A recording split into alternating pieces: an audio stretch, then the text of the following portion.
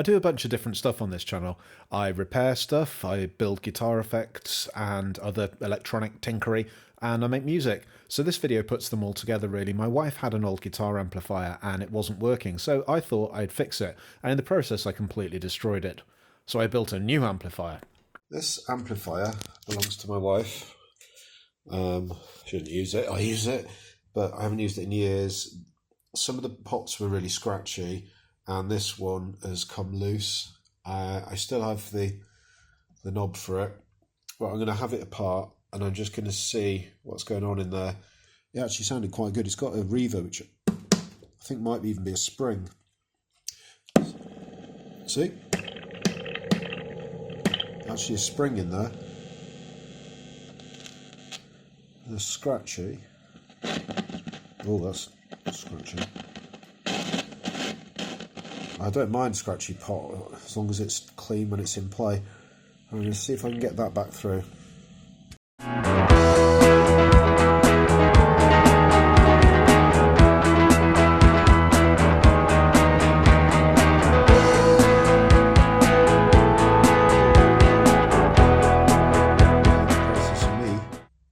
Doing what I'm doing, one of these springs on the reverb's not connected,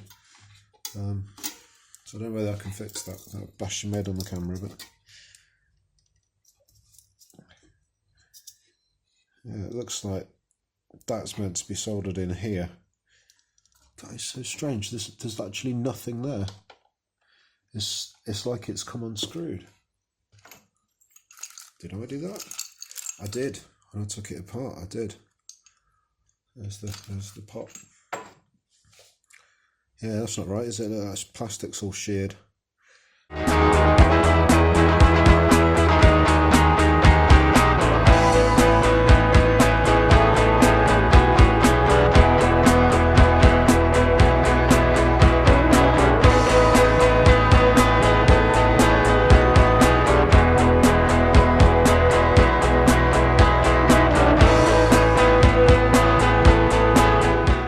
This pot is damaged. It's turning, so the pot is dead, but the actual shaft is turning, like midway up the shaft is turning, so I'm having a really hard time getting this off, because every time I turn it, it just turns with it. So I'm trying to use one pair of pliers to hold it in place. I'm going to replace it so I don't care if I damage it further, it's already knackered.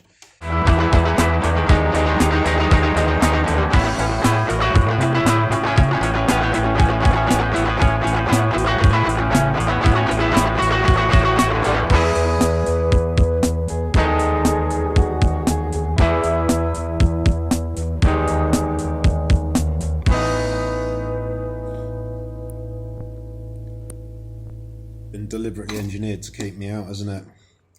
So you've got all this stuff in here, these three screws. I'm gonna have to take those three screws out, because without lifting that metal out, I ain't getting this out. But I haven't got a lot of play to work with in these cables. Success. In my parts drawers, I have a B10K, which matches this damaged pot. I think they're similar enough shaft length, and a B1M. So now, next job, get these two off, get these two on, then see what I can do about the reverb. I've got the desoldering gun heating up, and I'm just putting some of my very small remaining supply of flux. I'm using the good flux, because this is going to be probably tin solder, garbage.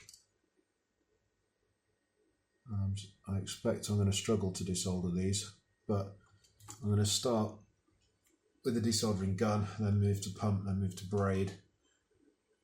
To be honest though, I'm just going to cut them out.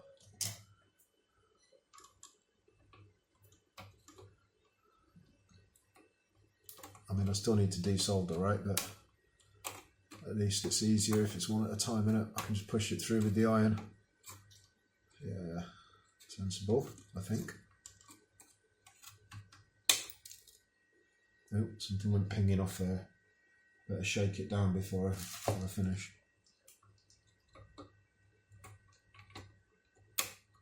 using some side snips. I'm not using the good ones because I'm just using these knackered ones. These ones have seen better days. They don't last forever, do they? Come on, you. A couple more snips. There we go. Oh, it's nicely labelled, B1M, B10K. And I could probably maybe repair that, but it's just not worth it with pots. I've seen my mate Adam do it, and I have done it myself before. But let's have a go with the iron, shall we? Big chisel tip on.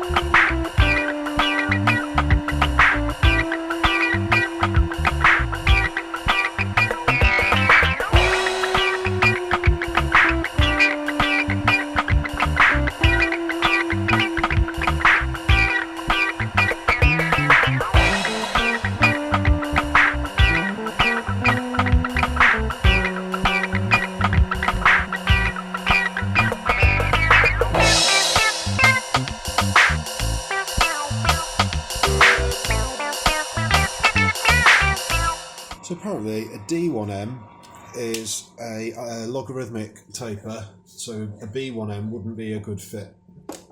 I've got A1M, I haven't got Ds, they're quite rare I think, so I think as it's a gain I'll go with A. It's going to be better than a B.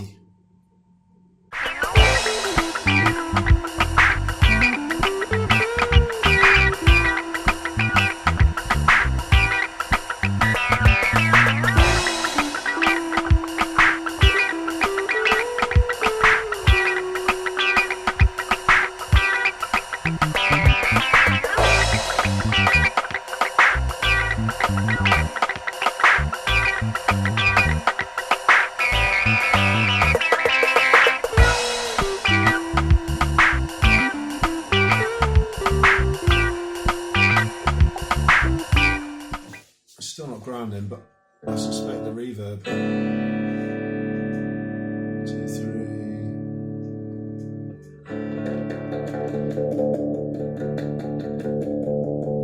3. That's working. It's back to front. It's working.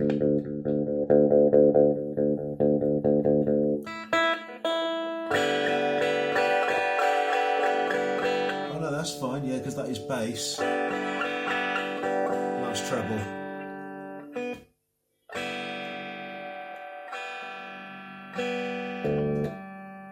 Yeah, it's treble, mid, bass. The master.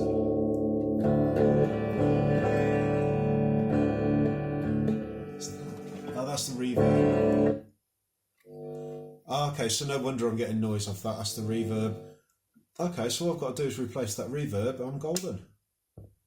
Well, at this point, I replaced the reverb, which I'd repaired, and the springs were nicely in place, popped it all back in, turned the amplifier on, nothing.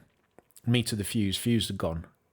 Okay, replace the fuse, magic smoke starts coming out, things getting really hot, turn it off, okay, I'm done here. This is mains voltage, I am not risking my life, I'm not a trained technician, I normally work on like 5 to 12 volt stuff and not plugged into the wall that can like, kill you. So I sensibly, for once, gave up at that point. And I decided to build a new amplifier. I've been looking at these Ruby amplifiers, they're tiny little things.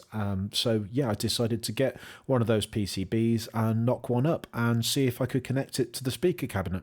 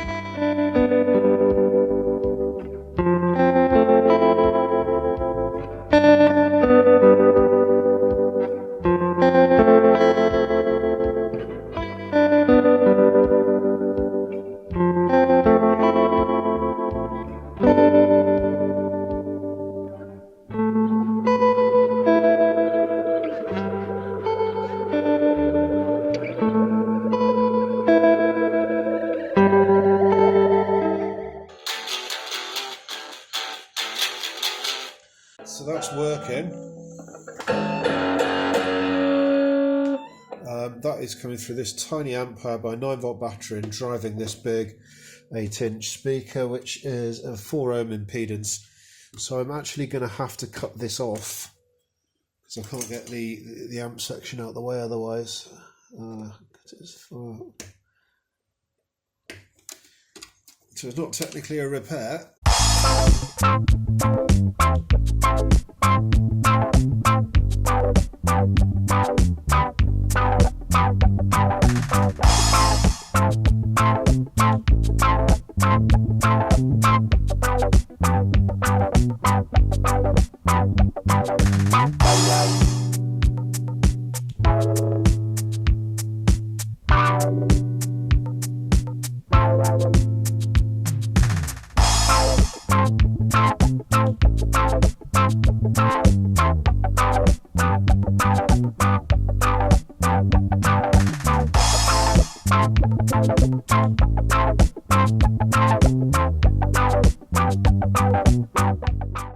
Going to give this amp a test. Now notice at the back I've just wired the 8 ohm speaker here straight into the speaker via this jack, so I'll probably want to put wires on this thing. Excuse the focus. So let's give it a bit of clean tone.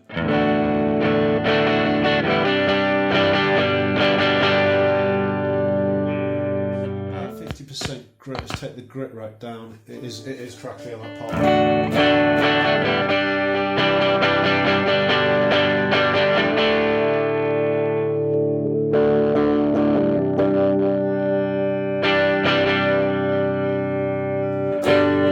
Very responsive to my tone control, so if I crank the gain up, horrible pot, I need to fix it, but I'll turn the volume down, punch in the grit. So in terms of the sound, I'm very happy with it. I just need to wire the speakers actually in. I need to get it to cut out the battery when it's got the 9 volts, or actually you can power it with 12 for even more gain. I need to fix the fact that that pot is so sketch. I think it's almost rusty on the PCB, and I've put Captain tape behind the pot, but nevertheless, I'm not sure that this switch does a lot. It just seems to give it a tiny bit more grit. I mean, it's very subtle. But yeah, I'm pretty happy with this as an amp. It has filled the gap, so I'll probably, pull that, mount it right in here maybe, just mount it there, and then it's all just like a unit, isn't it?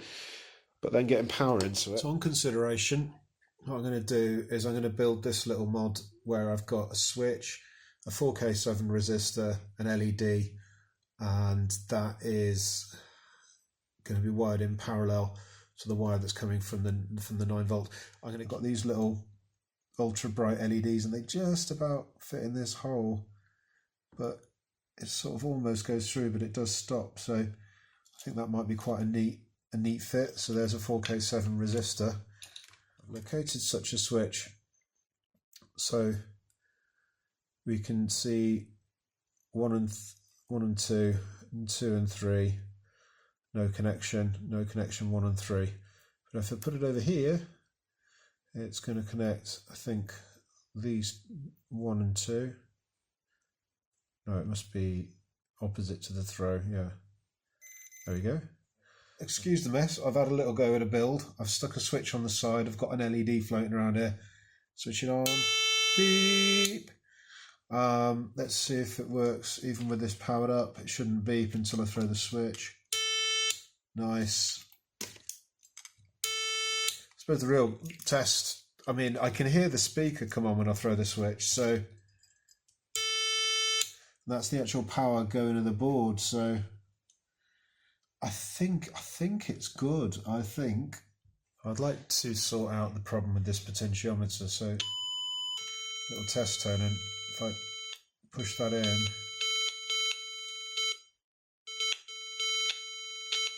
like grounding out on it. But actually what I think I want to do is simply lift these away so that they line up alongside, because what I've got is that's well proud of that. But if I can bring these out, if I can pull these out like a few mil, they'll line up better on the PCB.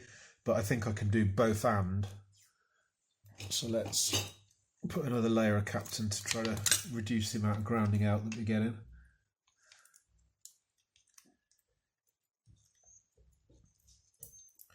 Right, it's no longer grounding out. So I mean, it's fine as is, but I just think it would be better if I can pull it out a little. Right, we got an amp. Got power off, got power on.